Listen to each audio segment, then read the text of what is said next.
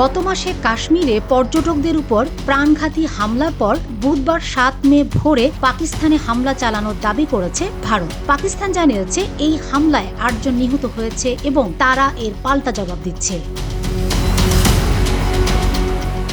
ভারত পাকিস্তান হামলা নিয়ে বিশ্ব নেতারা যা বলছেন, এই হামলা নিয়ে সবচেয়ে শক্তিধর রাষ্ট্রের শক্তিধর ব্যক্তি মার্কিন প্রেসিডেন্ট ডোনাল্ড ট্রাম্প বলেন, এটা খুবই লজ্জাজনক। আমি মাত্রই ঘটনা সম্পর্কে শুনলাম। অতীতে যেসব ঘটনা ঘটেছে তা থেকেই অনেকে বুঝতে পেরেছিল কিছু একটা ঘটতে চলেছে। তারা বহু বছর ধরে, বরং বলা যায় বহু শতক ধরে লড়াই করে আসছে।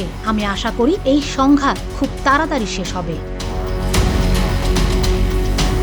মার্কিন পররাষ্ট্রমন্ত্রী মার্কো রুবিও বলেন, আমি ভারত ও পাকিস্তানের মধ্যে চলমান পরিস্থিতি নিবিড়ভাবে পর্যবেক্ষণ করছি। আজকের শুরুতে প্রেসিডেন্ট যে মন্তব্য করেছেন আমি তার প্রতিধ্বনি করছি। আশা করছি এই পরিস্থিতির আমরা শান্তিপূর্ণ সমাধানের লক্ষ্যে ভারত ও পাকিস্তানের নেতৃত্বের সঙ্গে যুক্ত থাকব।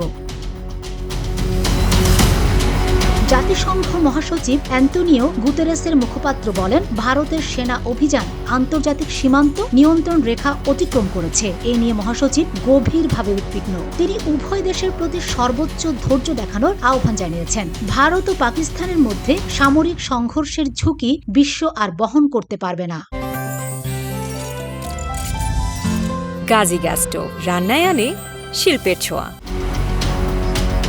জাপানের প্রধান মন্ত্রী পরিষদ সচিব ইয়োশি মাসা হায়াশি বলেন, ২২ এপ্রিল কাশ্মীরে যেটি ঘটেছে সেটি একটি সন্ত্রাসী হামলা। আমাদের দেশ এর তীব্র নিন্দা জানায়। একই সঙ্গে আমরা গভীরভাবে উদ্বিগ্ন যে এই পরিস্থিতি পাল্টা প্রতিশোধমূলক হামলার মাধ্যমে পূর্ণাঙ্গ সামরিক সংঘাতে রূপ নিতে পারে। দক্ষিণ এশিয়ার শান্তি ও স্থিতিশীলতার স্বার্থে আমরা ভারত ও পাকিস্তানকে ধৈর্য দেখানোর সংলাপের মাধ্যমে উত্তেজনা প্রশমনের জোর আহ্বান জানাই। Fatema Shilu, GTV news.